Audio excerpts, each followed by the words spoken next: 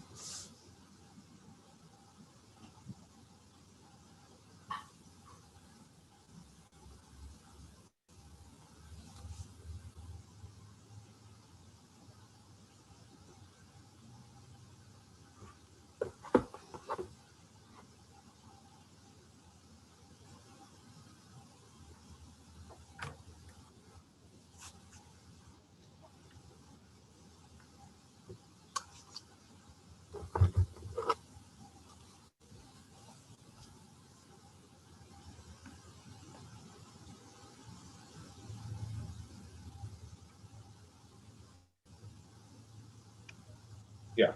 All right, and your let's see. mute button's down here, John. Okay. But how do I get my picture? Yeah. All right. Now you hit this button right here. Hit that one. We see you.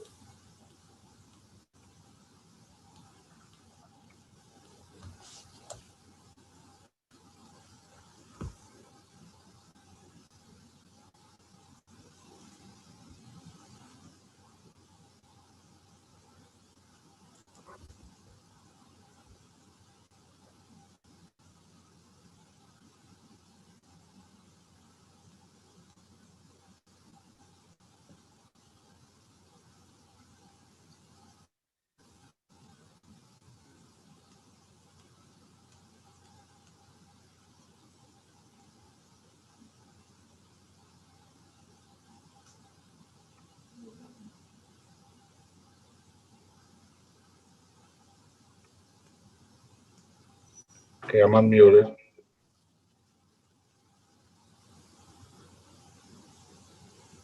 Oh, there I am. Okay. All right, we got everybody? I see me as Kate. I see Katie as Kate, Phil, and John. Okay. Sarah there? Yes, she's here. Oh, wait a minute. Oh, there we go. All right, we'll start. Okay, with the hour being after 7 p.m., we'll open the March 4th planning board meeting. First item on the agenda is to approve the minutes of February 4th and 18th. Do I have a second? Second. Any discussions? I need to abstain from the 18th vote. I wasn't present. Okay. All right, the first one on the 4th, I'll make that as a, we'll vote that. All's in favor of the, Jack. yeah, I would just like a little more time to look it over. There's just one thing I wanted to kind of think about a little bit. So if I could, look over which one. the 4th, February 4th. Okay, is there an issue or? No, it was a complicated meeting. I just wanted to look at it again a little bit more. So pardon me on that. I mean, it's been hanging out for months, but, all right, we had a second, so, all right, let's start again. All right, I will take my motions off the table. Do I have a second for that, Katie? Second. Okay, all right. Now we're off because we didn't vote on, okay, we will delay February 4th, so I'll make a motion on February 18th meeting notes. Second. Second, any discussion on those? Not with there being none, all those in favor? Katie, Aye. Phil, Aye. John, Abstain. Sarah, Aye. and Jack, aye. So it's 4-0-1. Okay. And, oh, good. Right into the continued hearing for 1363 Main Street. With that being said, I guess who would be represented? I assume Saeed. Yes, I'm here, Mr. Chairman. Okay. All right. The last time we left, we had some discussions, and I want to read anything we have up to date for you. And you had the Board of Health at their meeting March 3rd, voted unanimously to relate their comments of January 5th. And pretty much it's what they had said before. Work with Norfolk mosquito control and to mitigate any mosquitoes and so on. And they talked about the bite racks that we had discussed. The next one is from Board of Appeals, dated February 2nd. It said the above referenced property was previously before the zoning board. It was granted a relief, and it can be found in their website decision. March 3rd from the police department, Luke Paulon, officer, and it said Walpole Police would ask if a lockbox would be attached to the main entrance for emergency access. Also, there's adequate distance for vehicles to enter the parking garage and to prevent backups on Main Street. And so he agreed with that. And the lockbox, I think you get the same thing you'll have from the fire department. They asked you about that before, I believe. Yeah, we noted that during our zoning process. The fire department did ask for that. Okay, February 25th from the Sewer and Water. Sewer and Water has no comments regards to this subject. And we're on to Kyle Baldus, comments of February 22nd. I know Kyle's there. Would you like to, however you like to do them, Kyle? So I'll turn it to you. Good evening to the chair, members of the board, Kyle Baldus, town engineer.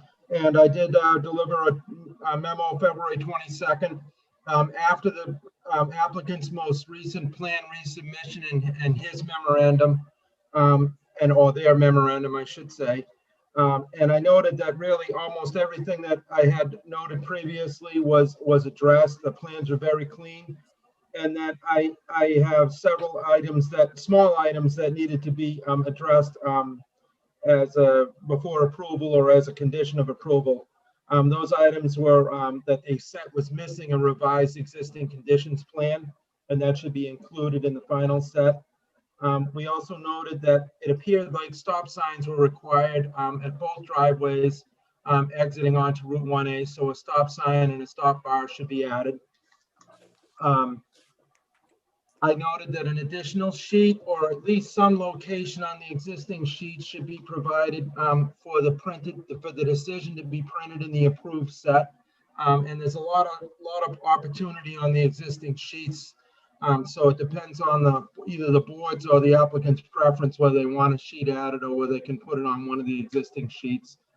And then I did notice that I carried forward some special items which actually have been included in a draft decision about the Mass DOT access permit, also about sewer and water abandonment. And if all those access permits are required, the applicant will have to do his own and help us do one because the water and sewer is in the town's name.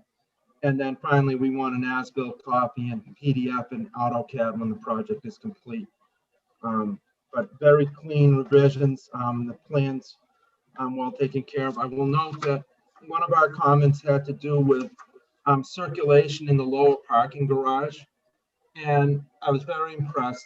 They revised the plans. They moved the elevator or revised the elevator entrance to give cars more clearance to be able to turn right when they go down the ramp into the underground parking garage.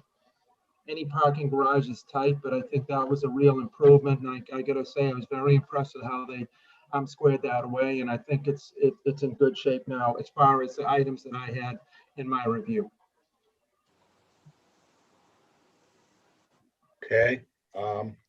Before I turn it over to any member of the public, or any comments from the board, I'll start with Phil. You have any comments? Yes, could you show us the change in the configuration in the parking garage? I didn't see that in the revised plans, unless I missed it. We'll try and bring it up. I believe Kevin's trying to pull it up right now. You can take a look. Yeah, I need like 30 seconds to find that. So Okay. As soon as I have it, I'll pop it up on my screen. And And share. was it Sure. in the plan, or did I miss it? I don't believe we included that as part of the plan there. Then I had a question on the calculation of the retail space on A10. It's 11,174. In the parking calculations, it's 8,870. Was that because you didn't include the lobby area? Was that the difference? Yeah, that's something that Sarah had brought up last time. I did look into that. I was just a little thrown off with the question at the time, as it never really came up during the zoning hearings. But I did look at my notes from last year, and there's a lot of gray areas and a lot of like things that are not clear in the zoning. But in this particular case, in section 8.5A.5, there's part D. It talks about residential parking and mixed use buildings. So in this situation, it says in mixed use developments where the ground floor uses are within parking code 4 and other proposed uses are within parking code 1, which is the residential, an applicant shall only provide the minimum number of parking for the parking code 4 uses, and then add in the required number of residential spaces to that amount. So in our particular situation, we really can't just rely on code 4 itself as it's described in table 8.3.1, because we are in a mixed use. So the authors of the zoning bylaw probably expected a situation where we're going to have a mixed use building. So we, by nature, are going to need parts of that ground floor to give access to the residential units. So we have the lobby, we have the parking garage, entrance, and so forth. So with that said, we have to use the minimum, which we agreed on last time. But beyond that, we have to go after whatever the code 4 uses are in that ground floor. And then we add on the code 1, which is, we have sufficient for that. So that's where there was some discrepancy in that. Why were we using the 8,700 and change square feet? That's because that's what's used for code 4. So that's why we gave the 18 parking spaces, which is the minimum, which is also required for that space. And then it goes on, like in the beginning, that just the intent of the bylaw, like we were saying last time. At the end of the intent, it says by creating environments that contain a mixture of uses, less parking is needed than in single use scenarios. So, I mean, it's encouraged to go with the minimum. It's encouraged to use mixed use. But I hope that answers that point that came up with Sarah last time. I mean, I think it's good to go for the minimum. We're environmental. I think that's a direction, minimize number of cars, but just to answer the question then, so you excluded on the ground floor the square footage for what you consider the common areas, the space, Basically the residential. Yeah, the residential lobby takes up a lot of space. The driveway going into the parking garage takes up a lot of that space. It wouldn't make sense to provide parking for it, and it seems like the zoning bylaw in mixed use situations encourages us to do this. It even goes on, and this is what I was trying to avoid during the zoning process. I didn't want to, basically stub my own toe and have to get another special permit. It even goes on in Part D. It says an applicant may apply for a special permit to the Board of Appeals to use more than the parking for Code 4 parking uses in addition to the required residential spaces. And it says, in addition to the standard criteria for approving a special permit, the Board of Appeals shall only approve this application if it finds that surplus of parking on a particular site will benefit the neighborhood as a whole. It's just every time I read anything more, it just keeps discouraging me from wanting to continue getting like excess parking or more parking. It would even require a special permit. So without having to trigger a special permit in that sense, it just, that's how we're interpreting it based on that Part D. That's how it describes it for mixed use. Yeah, no, If it was strictly just commercial, then it would be a very different situation. Yeah. I wasn't suggesting that you do more parking. I just wanted to understand how the calculation and your. Yeah, the 8,700 is pretty much the leasable commercial retail space that we have on that ground floor. Okay, thank you. And you want to do the. All set? All right. Thank you. Phil. Oh, you want to do the chart? With Oh, yes, sorry. Yeah, Kevin brought that up. He'll I have one other, I just have another question after that. Yeah. Sure, no problem. Can everybody Go see ahead, my Kevin. screen? Can you see the turning exhibit here? Yes, Okay. All right. So what we did, as Carl was talking about, we had to shift the elevator in the mechanical room for the elevator itself around a little bit in order so that we could get the car to make the 120-degree turn as it comes down the ramp here to be able to make the turn to get access to these parking spaces on the right here. It is tight. It is a parking garage, but the turning templates here are conservative. There's factors of safety built into these turning templates. It's also a 19-foot long vehicle. You're looking at something of the likes of a Chevy Suburban making this turn. We all drive big cars, but not all of them that large. So as the smaller cars, we'll have an easier time making that turn into the garage there. thank you. Welcome. And I think we covered this before, but I had a question on the snow area. That would be on it's the chart labeled snow.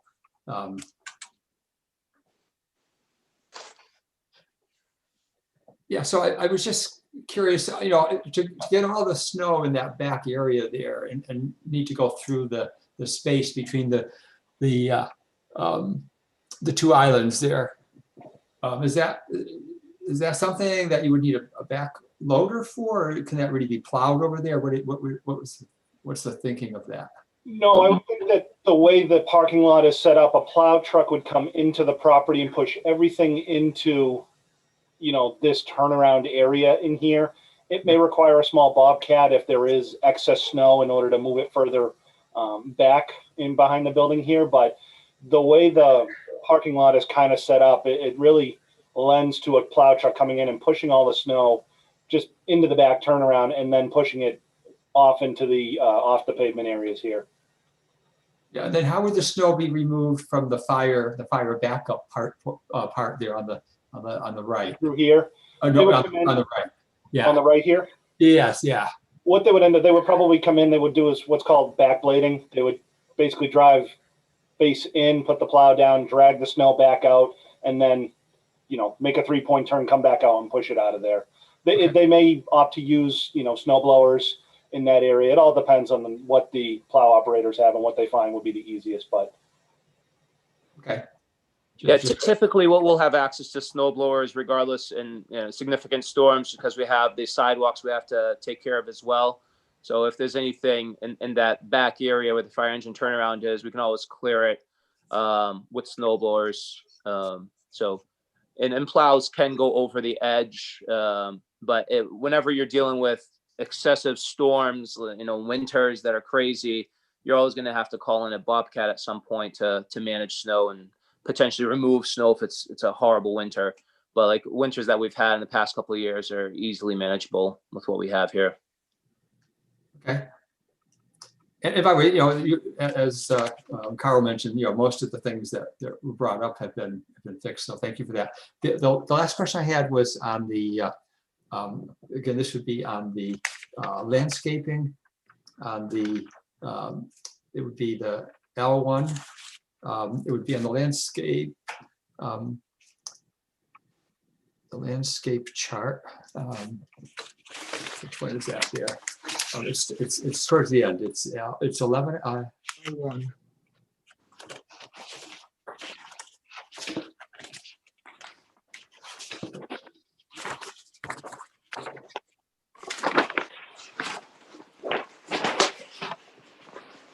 You're looking at L1, Phil? I'm looking at L1. L1 area on the landscaping chart. Unfortunately, I didn't mark which chart that was. So give me 1 second here. I think it was CE11.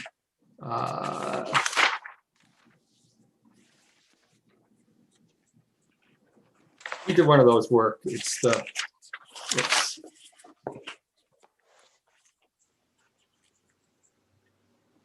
Yeah, so it's L1 is what it is. It would be, yeah, L1. Okay, on the landscape. Yeah. We got it up on the screen. Yeah, and if you go up to back to the left to the diagram where there's L1. Okay, I think on one of the charts I looked at, it didn't show what it was. So okay, so in your calculation of the 10% for the parking, which of those areas was it using then? It's taking the 2 spaces on each side of the island? Yep, that's correct. We calculated for this space here. Yeah. This space here. Yeah, and then running down the side to the last parking space here, down on the low side of the retaining wall. okay, you didn't include the island in the front there then? No, I mean, we could include a portion of that, but we were well in excess just with those 2 islands and that little strip coming down there as well. So. Okay. Yeah, thank you. That's all I have. Okay, thank you, Phil.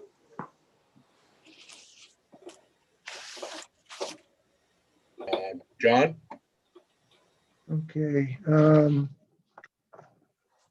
I had a question, maybe it's something Sarah would ask anyways. When we were talking about the directional arrows for the inlet and in and out, was it intended that both entrances have the arrows?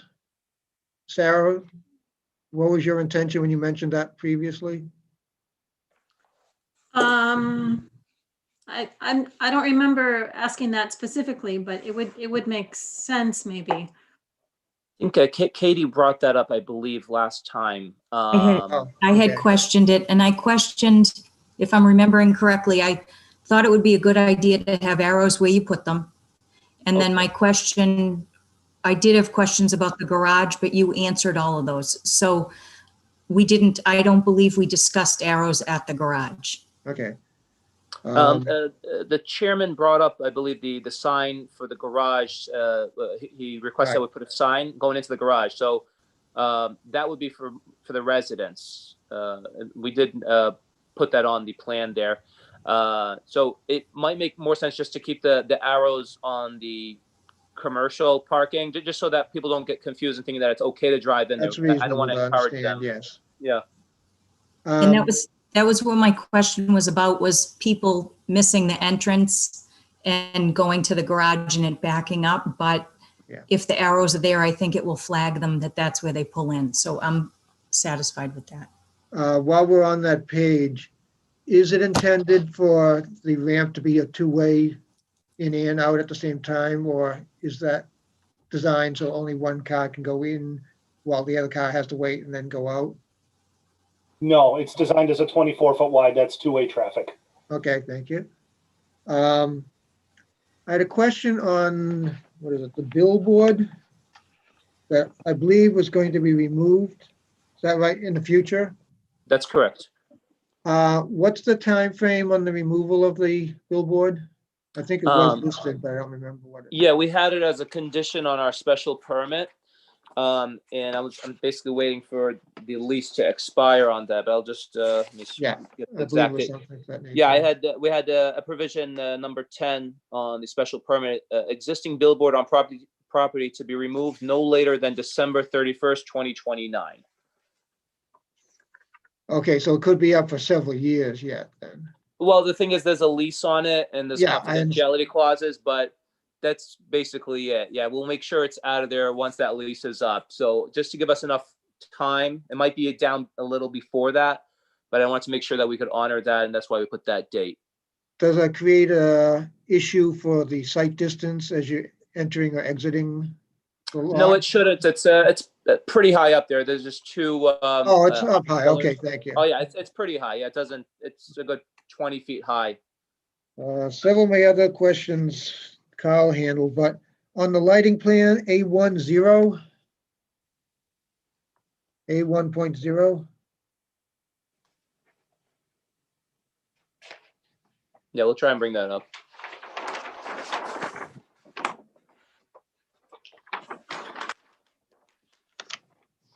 well, it's the layout plan for the lower level. It's easily noticeable there. There's a door in the back left corner of the building. Yeah, just hold on one moment. Let's make sure we bring it up. So, Kevin, we're looking Yeah, at that'll fit. The door, Oh, yeah, okay, yeah. not that one, but the other corner. That one over there, yeah. I noticed there's no light there. Is that an issue that has to be addressed? If it's an exit, shouldn't it be lit? Let me double check. 1 second, please. It looks like the door does appear in several of the other plans, but I'm not sure if it was removed Yeah. or not.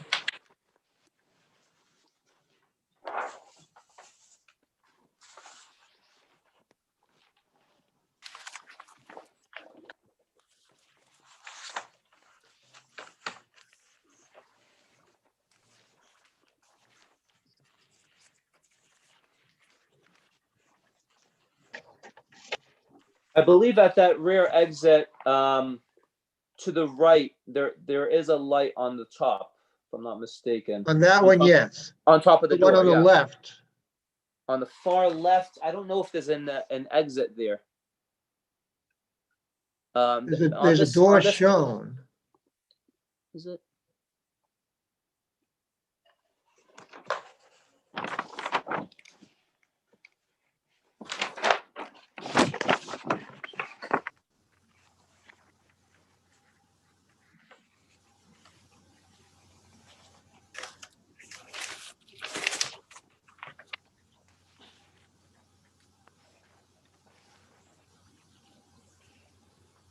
Yes, you're correct. There is a door there.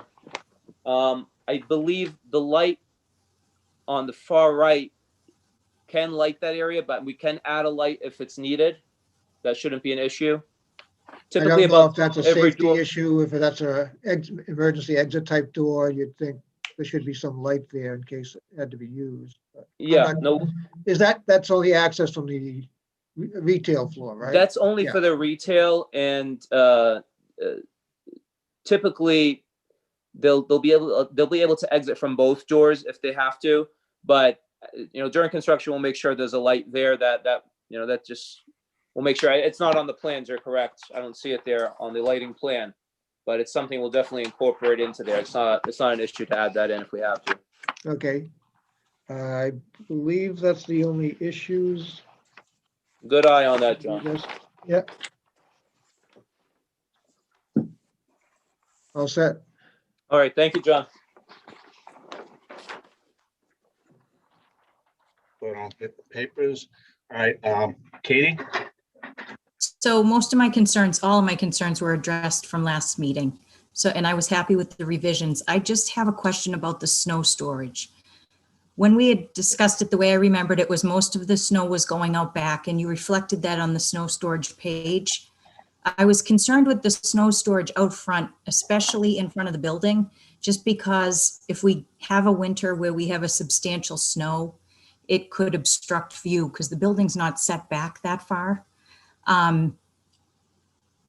How you said most of the snow, you'll come in the driveway and you'll push it to the back. So where's the snow coming from that would be out front? In the front, I would envision that just being the walkways to the front doors here and the walkway out to the sidewalk along the street here. Okay, I don't know if we could maybe put a condition in there that says just not to obstruct view. Just because the building is pretty close to the street, and if you're trying to pull out there, the cars are going pretty fast on the main road. Yeah. So I think if you can't see, it could be an issue. That's 100% correct. I mean, we'll make sure they stay low.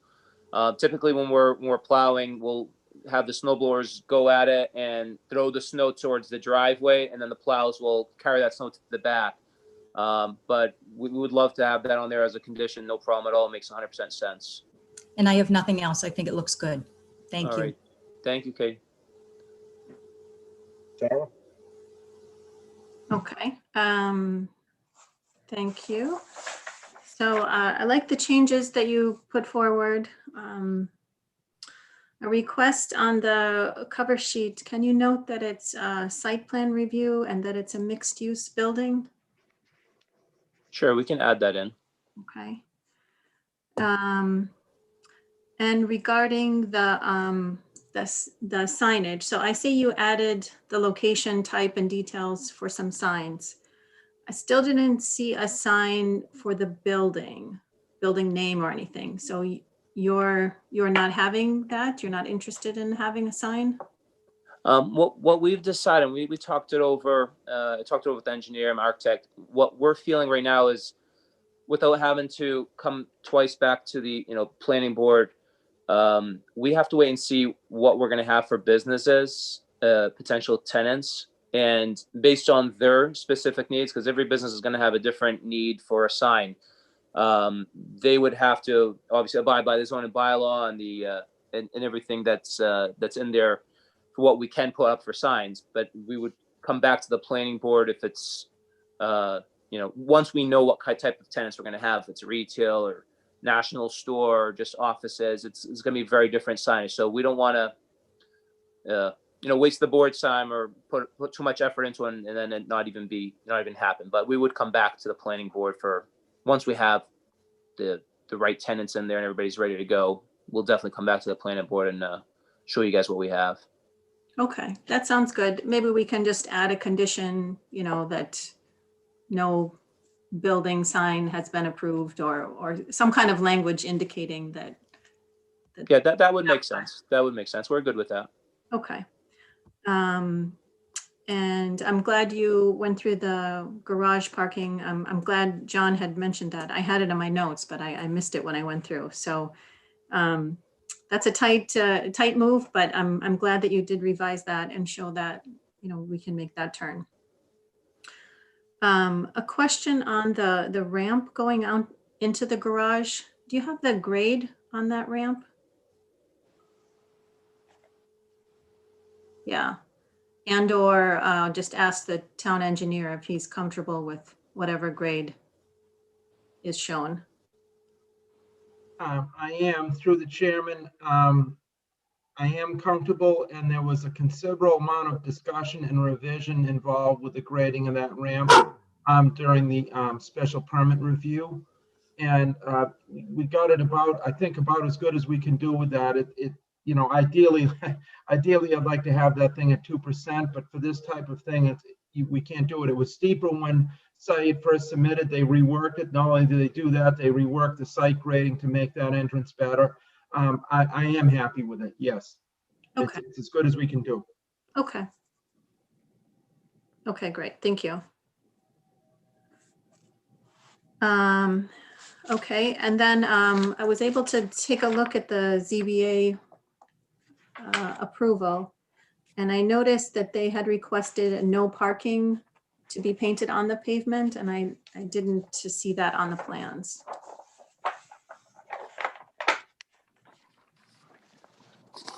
Yeah, we can add that in the back, no parking zone. I'm not sure if that's going to be painted on there. Kevin, maybe you can shed some light on that. I know it says no parking zone, but is that? But it looks painted? like a note on the plan, not an. Yeah. It's okay, just a yeah. note on the plan right now. Yeah, we do have signs that we've added to this area, 3 signs. Right. One on either side of the dumpster. One as you're driving in to, so that nobody coming in there, you're gonna see that sign first thing right next to the dumpster.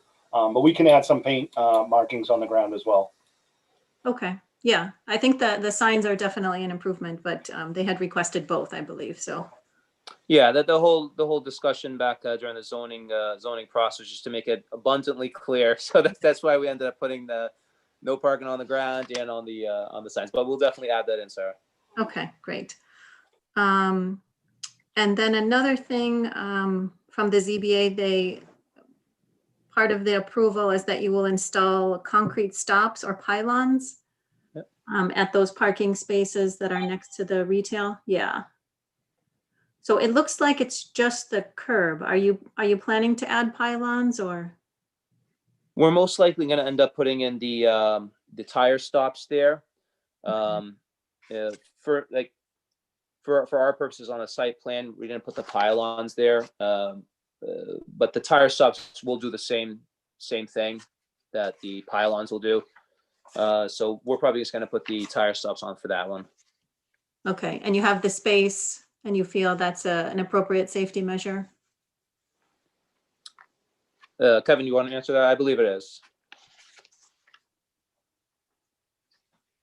Yes, we're not just going to have the kind that are placed on the ground. Typically, when we spec wheel stops, they're actually not bolted to the ground, but there's usually a piece of rebar that's driven through and into the pavement below, so they can't just be pushed off or picked up and moved away. They're a very good, safety measure before somebody hits the curb. And it is a 6-inch curb reveal in that area too. So between the tire stops and the curbing, we feel it's a safe measure. Okay.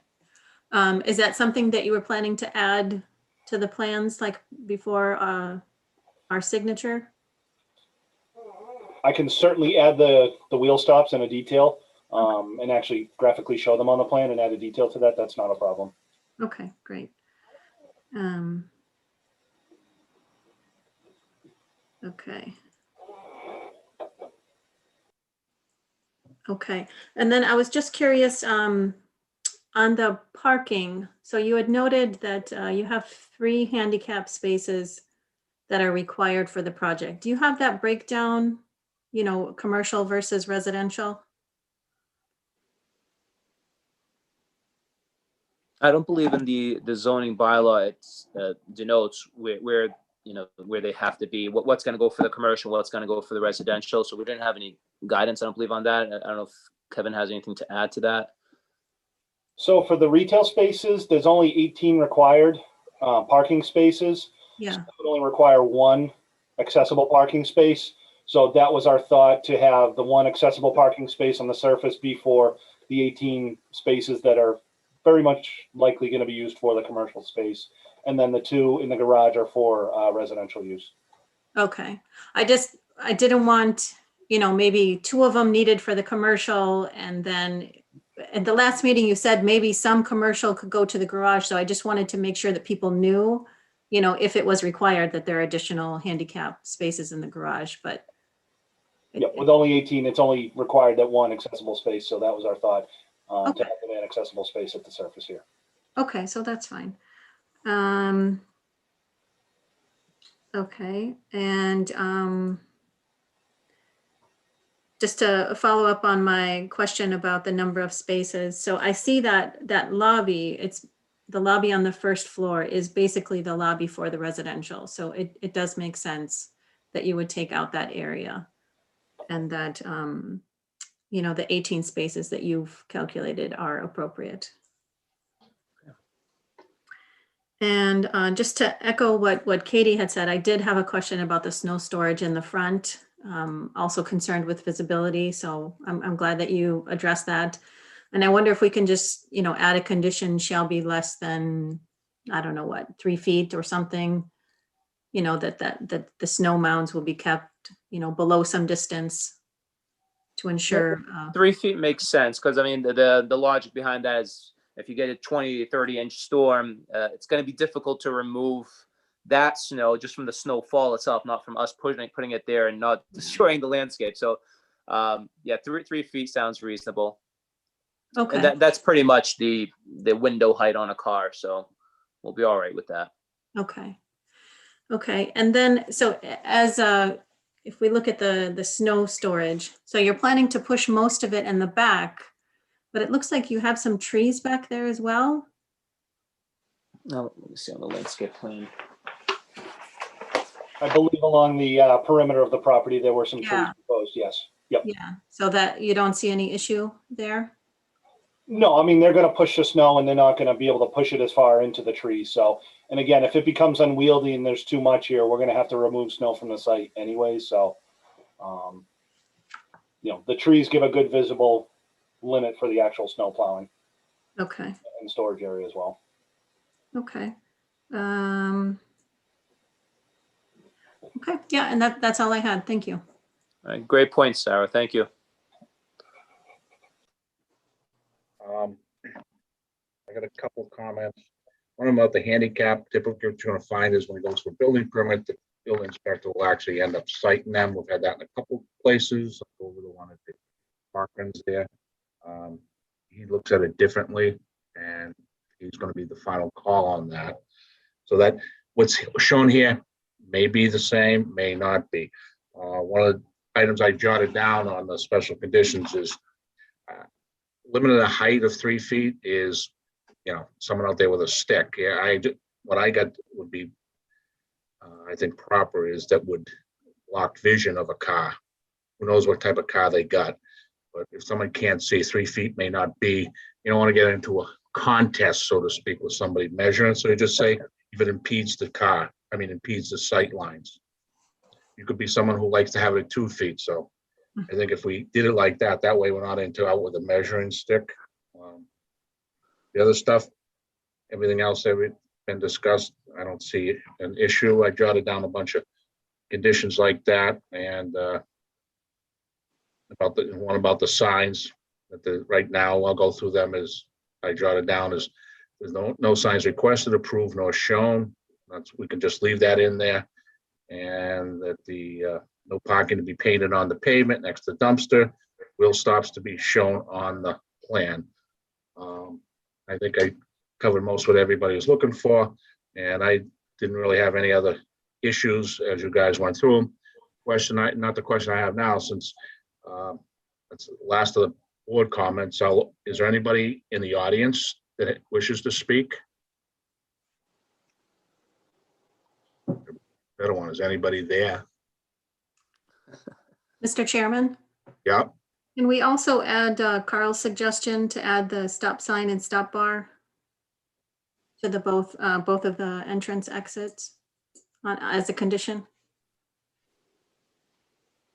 I think we did include that on what Kyle had said. Yeah, Kate had prepared these with Kyle's stuff, and that is on there. Oh, okay. Yeah, that should be on the draft. Yeah, that's a draft everybody should have. Yep. Yeah, Number if you 2. look at that. So there's nobody from the public. Okay. I'll make a motion to close.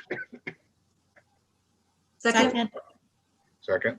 Any further discussions? All those in favor? Sarah, aye. Kate, Aye. Phil, Aye. okay, John, Aye. Jack, aye. Okay, we've closed. Now, the decision, it's our standard conditions, Kate. I believe Kate sent it out to everybody. And we have our standards. We also have added Kyle's on there. The first one is special condition. A revised existing conditions plan should be included when we endorse them. A stop sign and stop line should be included at the exit of each driveway. An additional sheet to be included to allow for the inclusion of the decision that's voted by the planning board, unless he can find room on on one of the sheets. But however you do it, that's up to you guys. whether you want to do a whole sheet or put it in a corner if you got the room. But we do want that on there. This is a notice that Kyle has indicated that you will have to obtain an access permit from Mass Dot for the driveways. And timing of this, applying for this permit should be coordinated to the satisfaction of the building commissioner. A big note Kyle had here is the water and sewer abandonment and the proposed sewer and water connections and within Main Street will require a Mass Dot access permit in the name of Walpole.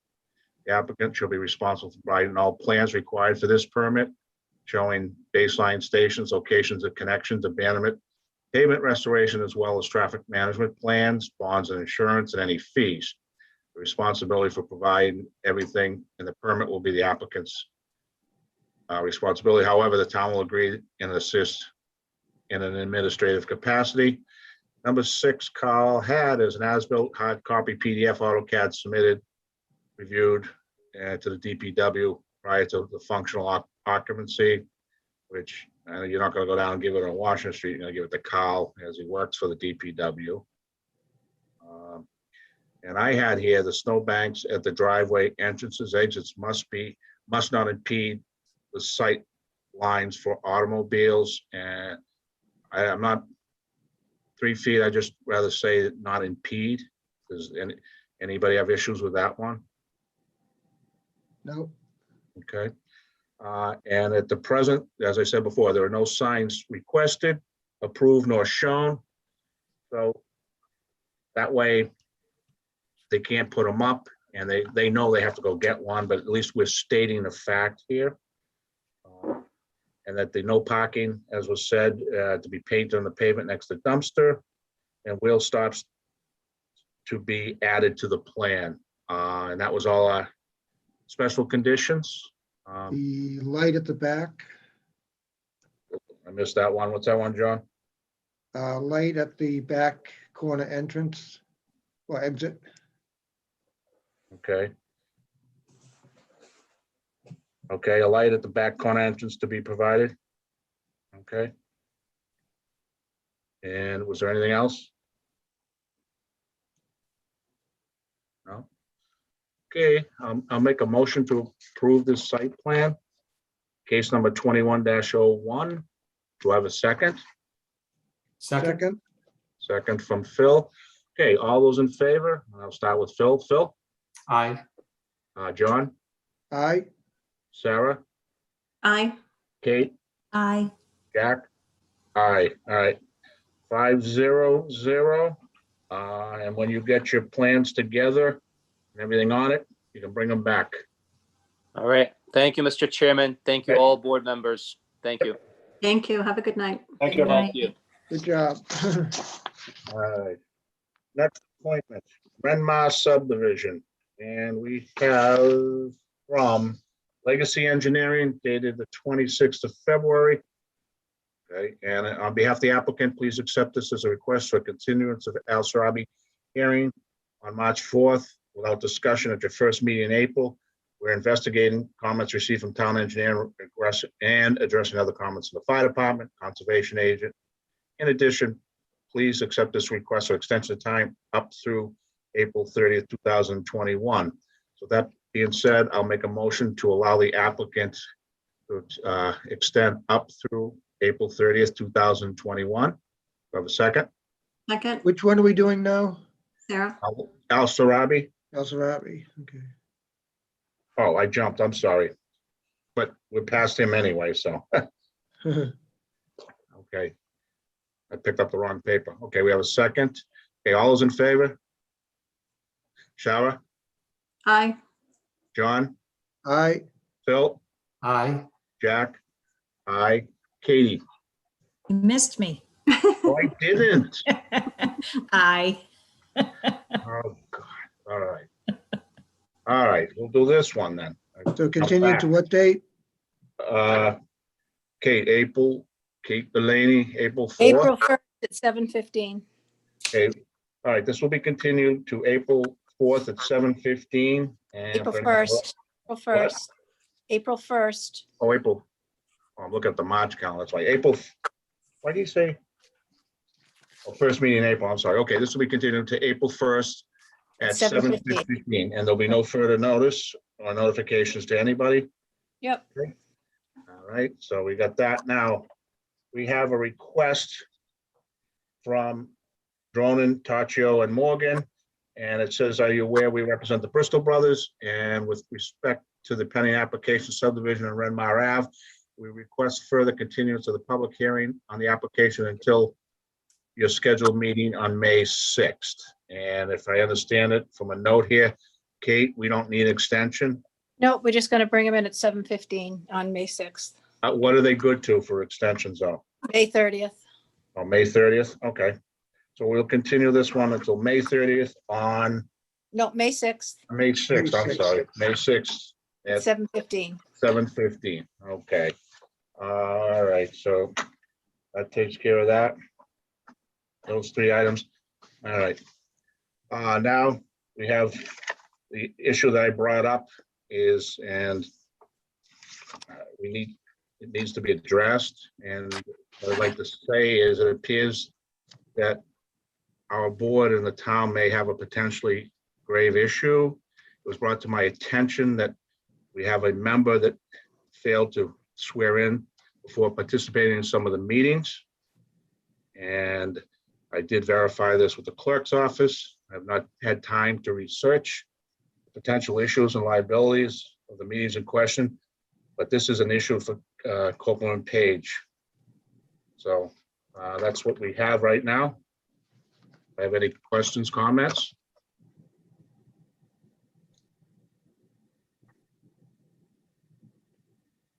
So someone forgot to get sworn in for the planning board?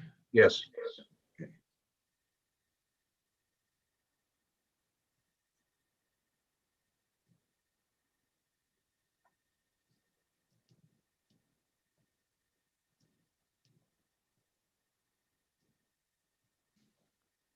So is your question how it would impact votes?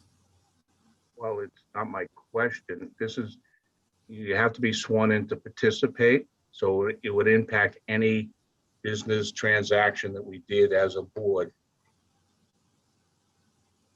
during that time, during the time in which we're not sworn in. So if it was a 3-2 vote and you're on the 3 side, it becomes a no vote. If you made motions or seconds, and you got all those types of issues. I'm not a lawyer on it, but we do have those issues that are going to have to be looked at.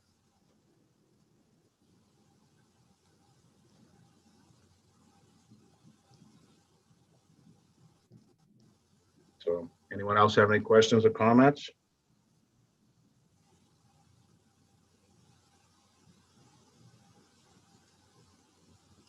Okay, then I will be in contact. We have to do it through the town administrator to see what's up, how this is proceeding, what effect it has on us and any of the applicants or the public or so on. Okay. No one has anything else?